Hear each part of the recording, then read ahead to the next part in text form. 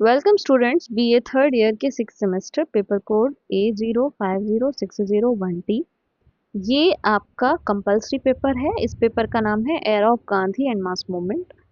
इसकी जो आखिरी यूनिट है Mountbatten plan, partition and independence, इससे रिलेटेड हम कुछ क्वेश्चंस को देख रहे हैं और आप इसको ध्यान से देखिए क्योंकि यहाँ से भी आपके क्वेश्चंस बनने के चांसेस काफ़ी बढ़ जाते हैं।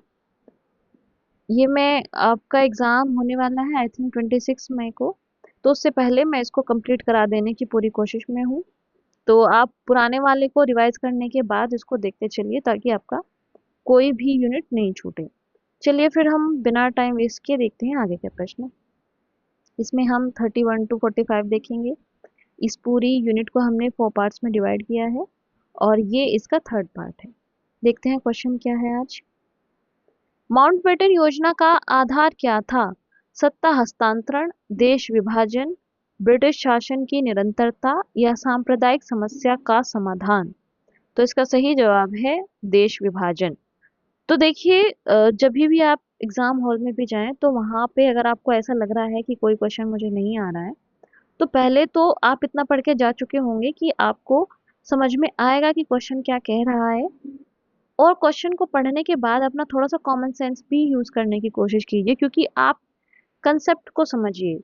देखिए, कंसेप्ट मैं आपको बहुत शॉर्ट में इसीलिए बता रही हूँ कि लास्ट टाइम में आपको बहुत कंफ्यूजन नहीं हो। तो माउंटबेटन योजना का आधार ही यही है जो 3 जून को बना है कि देश का विभाजन करना पड़ेगा, मजबूरी में देश का विभाजन करना पड़ेगा भारत और पाकिस्तान के रूप में। अच्छा, इसमें विभाजन हुआ भी किसका था? इधर देखेंगे तो बंगाल, ईस्ट बंगाल और वेस्ट बंगाल, पंजाब, इसके अलावा भी बहुत से एरिया थे। लेकिन आपको ये बात याद रखना है कि जब भारत का विभाजन हुआ तो पाकिस्तान ऐसा नहीं कि सिर्फ और सिर्फ जो आज का पाकिस्तान आपको दिखाई देता है यही पाकिस्तान था। जो बांग्लादेश है, जिसको आप बांग्लादेश के रूप में जानते हो, वो भी पाकिस्तान का ही हिस्सा था। और इस तरीके से आप देखेंगे तो पूर्वी पाकिस्तान और पश्चिमी पाकिस्तान, ये इस तरीके से विभाजन हुआ था कि पूर्वी पाकिस्तान और पश्चिमी पाकिस्तान था, 2 पार्ट्स में डिवाइड था और इंडिया था।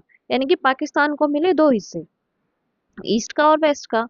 और जो ये था इंडिया था, ये बीच में था। ठीक है, तो आपको इससे इस बात को याद रखना है। हो सकता है मैं आपको इसलिए बता दे रही हूँ कि मान लीजिए कोई भी क्वेश्चन आपके सामने जब आए एग्जाम में, तो आप उसमें अपना थोड़ा कॉमन सेंस यूज कर सकें। उसमें आप एक काम और करना कि आप ना ऑप्शंस को एलिमिनेट करने की कोशिश करना। ज़रूरी नहीं है कि आपको चारों ऑप्शन आते ही होंगे, मतलब पता ही होगा इसमें से कौन सा सही है। लेकिन आप ये पढ़ के कॉमन सेंस यूज़ करके लगा सकते हैं कि ये आंसर तो इसका नहीं होगा, ये आंसर नहीं होगा। तो फाइनली आपके पास एक करेक्ट आंसर आ जाएगा। तो इस तरीके से ये तो आपको खैर पता ही था कि माउंटबेटन योजना का आधार क्या था, वो था देश का विभाजन। ठीक है, चलिए हम देखते हैं फिर अगला प्रश्न। किस देसी रियासत को जनमत संग्रह के माध्यम से भारत में विलय किया गया था? जूनागढ़, जम्मू कश्मीर, हैदराबाद, इनमें से कोई नहीं। तो आपको पता ही है कि उस दौरान थी 560 से ज़्यादा रियासतें थी भारत में, देसी रियासतें, जिनको ये कहा गया था कि या तो आप भारत के साथ रहें या तो आप पाकिस्तान के साथ रहें या खुद स्वतंत्र रहे, ये आपकी चॉइस है।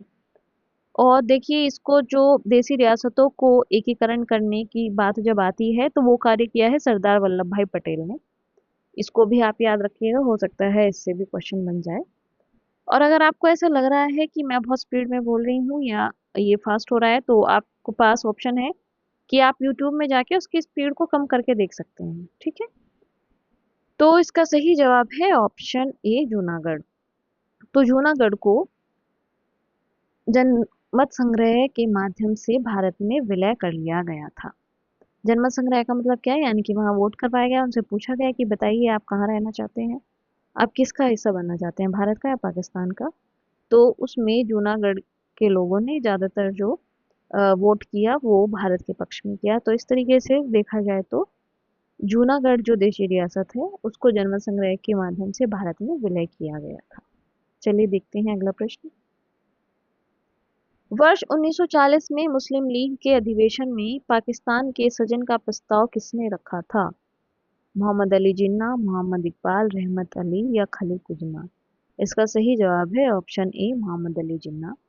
तो इनका ये जो था अधिवेशन पाकिस्तान के सृजन की जब बात की गई थी मुस्लिम लीग ने, वो की थी 1940 में और ये प्रस्ताव रखा था मोहम्मद अली जिन्ना ने। देखते हैं अगला प्रश्न।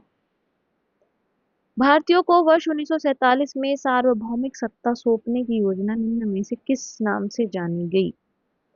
डूरंड योजना, मार्ले मिंटो सुधार, माउंटबेटन योजना या वेवन योजना? तो इसका सही जवाब है ऑप्शन सी, माउंटबेटन प्लान। तो मैंने आपको बताया ही कि 3 जून को जो ये माउंटबेटन प्लान आया है, इसी के बाद से भारत और पाकिस्तान का विभाजन कर दिया गया। तो इस तरीके से जो क्वेश्चन है, ये क्वेश्चन वही है, बात वही है, कंसेप्ट वही है, बस थोड़ा सा स्टेटमेंट्स को चेंज कर दिया गया है। आप इसके लिए अलर्ट रहेंगे एग्जाम में बिल्कुल। तो 1947 में जो सार्वभौमिक सत्ता सौंपने की योजना थी, वो किस नाम से जानी गई? उसका नाम है माउंटबेटन प्लान। तो देखिए, अगर मैं मान के चल रही हूँ कि आपको ये नहीं आता है, तो एक बात सोचिए, ये जो वेवल प्लान है, अगर आपको ये भी नहीं पता है कि वेवल प्लान 1944 की है, कब की है, तो आप कम से कम ये सोचिए कि वेवल तो अब तक जा चुके हैं, वेवल के बाद माउंटबेटन आ चुके हैं, सीधी सी बात है। तो वेवल योजना तो यहाँ से ऐसे हट जाएगा। फिर बात करते हैं कि मार्ले मिंटो सुधार।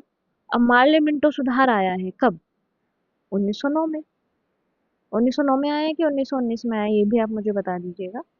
पर मतलब अगर आपको ये भी कंफ्यूजन है, आपको ये भी नहीं पता है कि मार्ले मिंटो सुधार कब आया है, तो कुछ भी आइडिया नहीं है आपको, तो कम से कम इतना तो आपको पता ही है ना कि जो मार्ले मिंटो सुधार है वो पहले ही आ चुका है, वो 1947 से उसका कोई मतलब नहीं है। और रही बात ये डोरंड योजना की, तो ये तो बिल्कुल अलग अलग ही है, क्योंकि ये तो जब भारत और अफगानिस्तान के बीच की एक सीमा रेखा जब बनी थी, तो तब की बात है, तो बहुत पहले की बात है। तो इस तरीके से आप अगर क्रोनोलॉजी भी मैच कर पाए, टाइम भी देख पाए, तो देख पाएंगे कि माउंटबेटन योजना ही इसका आंसर होगा, क्योंकि माउंटबेटन योजना ही 1947 में आई है। ठीक है। इस तरीके से आप एग्जाम हॉल में क्वेश्चंस के जो ऑप्शन है उनको एलिमिनेट करके वहां से सही ऑप्शन निकालने की कोशिश करेंगे। चलिए अगला प्रश्न देखते हैं। 14 जून 1947 को कांग्रेस के दिल्ली अधिवेशन में भारत के विभाजन का प्रस्ताव स्वीकृत हुआ। इस अधिवेशन के निम्न में से अध्यक्ष कौन थे? राजेंद्र प्रसाद, सरदार वल्लभ भाई पटेल, जेबी कृपलानी, ये कृपलानी है, कृष्णपालिन नहीं है कृपलानी, या जवाहरलाल नेहरू? तो देखो, जैसा कि मैंने आपको बताया ही है कि 3 जून को आया था माउंटबेटन प्लान, जिसमें विभाजन की बात कही गई थी, जिसमें कहा गया था कि भारत और पाकिस्तान के रूप में विभाजन हो जाएगा देश का, और इसको स्वतंत्रता दे दी जाएगी, सत्ता का हस्तांतरण कर दिया जाएगा। तो इसको मैंने आपको बताया कि जो मुस्लिम लीग थी उसने तो 9 जून को ही एक्सेप्ट कर लिया था। और जब अभी पीछे एक क्वेश्चन आया था कि बताइए इसने कांग्रेस ने इसको कब किया था, तो कांग्रेस ने 14 जून 1947 को किया था, क्योंकि उस दौरान उन्होंने एक अधिवेशन रखा था। और ये अधिवेशन कहाँ हुआ था, इस बात का भी ध्यान रखें कि ये अधिवेशन हुआ था दिल्ली में। तो दिल्ली अधिवेशन में 14 जून 1947 को जब इस बात को एक्सेप्ट कर लिया गया कि चलिए ठीक है, मजबूरी में हमें इसको एक्सेप्ट करना ही पड़ेगा, तो ये पूछ रहे हैं कि उस दौरान अधिवेशन की अध्यक्षता कौन कर रहा था?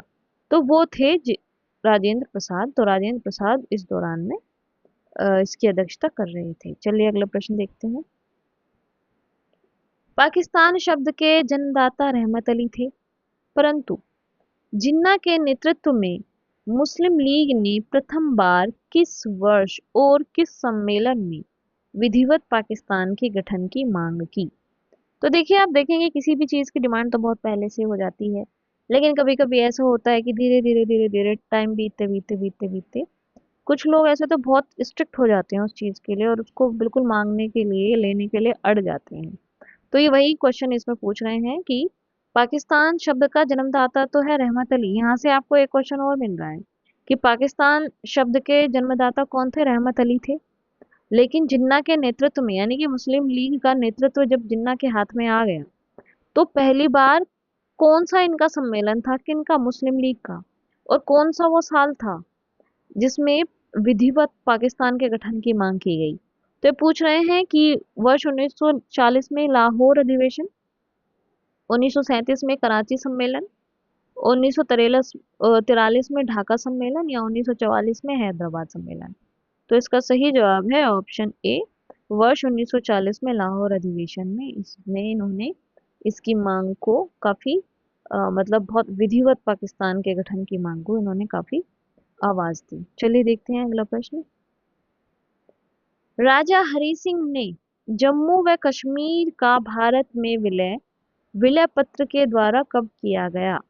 देखिए, देखा जाए तो 560-62 की रियासतों का गठन तो हो चुका था लगभग तो, लेकिन आप देखेंगे कि 3 रियासतें थी जो बाहर थी। एक तो जम्मू कश्मीर, जूनागढ़ और हैदराबाद। जूनागढ़ का आपने देख ही लिया कि वो वहाँ पे जन्म संग्रह कराया गया तो उसको अपने अंडर ले लिया गया।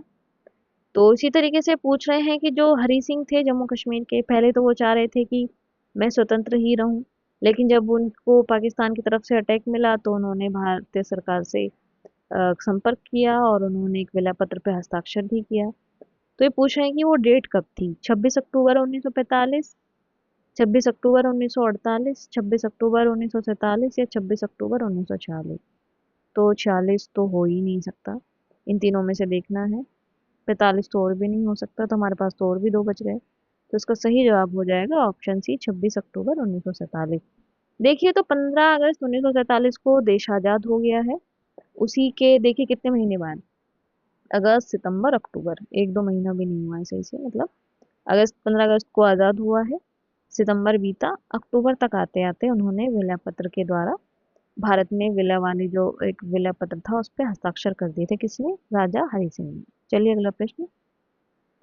3 जुलाई 1947 को भारत विभाजन के विरोध में किस पार्टी ने काला दिवस मनाया था? Forward block, communist party of India, भारतीय राष्ट्रीय कांग्रेस या हिंदू महासभा? तो ये कह रहे हैं कि जो माउंटबेटन प्लान था उसके विरोध के स्वरूप काला दिवस किसने मनाया था? तो ये थे हिंदू महासभा। हिंदू महासभा नहीं चाहती थी कि पाकिस्तान का निर्माण हो, तो इसके लिए उन्होंने 3 जुलाई 1947 को काला दिवस मनाया था। किस में? क्योंकि आपने देखा ही है अभी कि 14 तारीख को उन्होंने, 14 जून को कांग्रेस ने भी इसको एक्सेप्ट कर लिया है और लगभग देखेंगे तो विभाजन होने ही जा रहा है। तो इसीलिए हिंदू महासभा ने इसको काले दिवस के रूप में मनाया। अगला प्रश्न।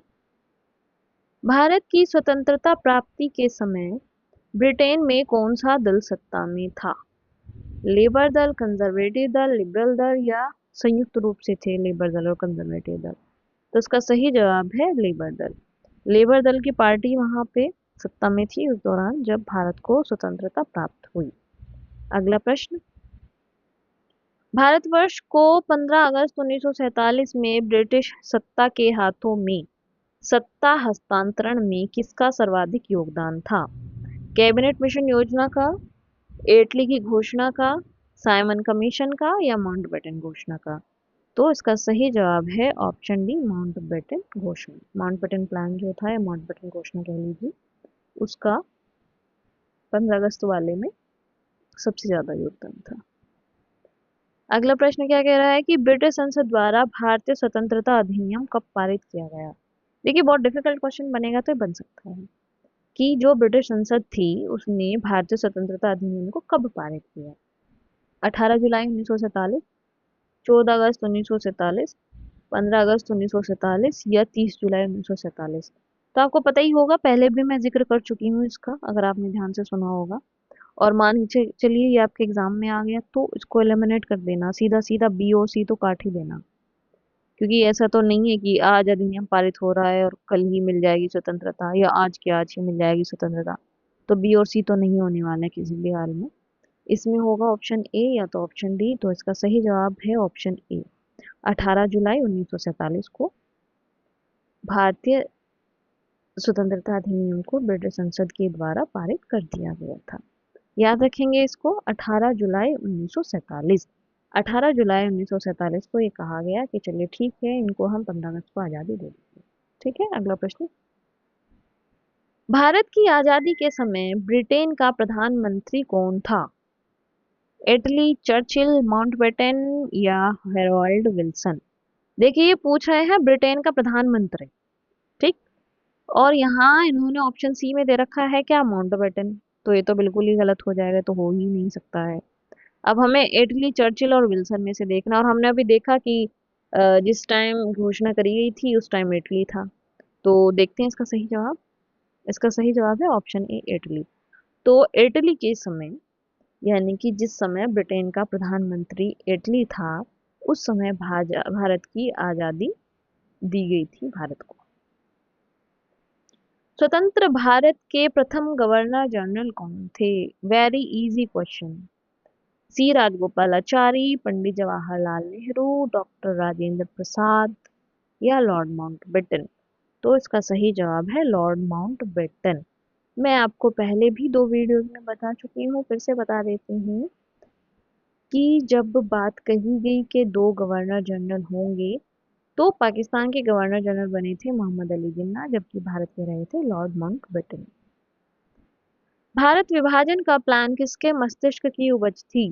Winston Churchill, Mohammad Ali Jinnah, VP Menon या लॉर्ड माउंटबेटन? इसका सही जवाब है लॉर्ड माउंटबेटन, क्योंकि बेटन प्लान तो वही लेके आए थे ना, माउंटबेटन प्लान, इसलिए उन्हीं के मस्तिष्क के ऊपर इसको माना जाता है। 15 अगस्त 1947 के बाद भारत का कौन सा भाग पुर्तगाल के अधीन बना रहा? गोवा, शिमला, अंडमान निकोबार, पौंडीचेरी? तो देखिए, ये तो थे भाई ब्रिटिश, जो चले गए 47 में, 15 अगस्त 1947 में उनसे आज़ाद हो गया। और आपको पता ही है कि जब भी कंपनी आई थी तो पुर्तगाल भी आए थे, डच भी आए थे, फ्रांसीसी भी आए थे, सब लोग आए थे। अब इसमें से कह रहे हैं कि बताइए वो कौन सा एरिया था जो पुर्तगाल के अधीन 15 अगस्त 1947 के बाद भी बना रहा था। और ये 1962 के आसपास हुआ है आज़ाद, मतलब वो छोड़ के गए हैं उसको। तो ये एरिया था गोवा। तो गोवा जो था वो पुर्तगालियों के अधीन बना रहा था 15 अगस्त 1947 के बाद भी। काफी टाइम बाद ये फिर इसको छोड़ के गए थे भारत को। ठीक है, अगला प्रश्न देखते हैं। अगला प्रश्न नहीं है, अब अगला प्रश्न हम देखेंगे अगले वीडियो में। तो अभी इसका हम लेके आएंगे फोर्थ पार्ट, और फोर्थ पार्ट इसका लास्ट पार्ट होगा। तब तक के लिए इसी